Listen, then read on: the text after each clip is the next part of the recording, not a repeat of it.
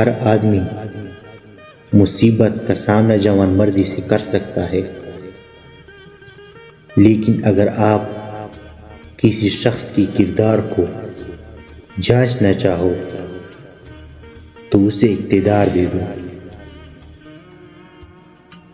तुम अपने आप को आलूदा किए बगैर किसी शख्स को गंदी नाली में दबा कर नहीं रख सकते।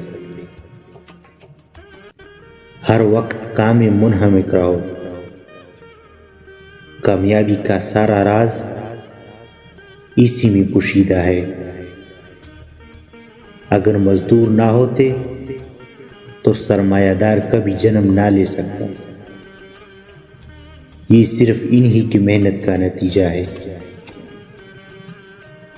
क्या मैं अपने दोस्तों का मुकम्मल खात्मा नहीं कर देता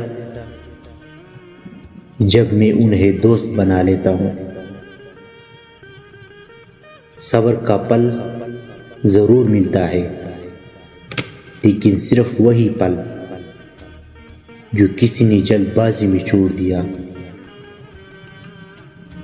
अक्सर लोग इतने ही खुश होते हैं जिस हद तक उसके खुशी होने का इरादा होता है।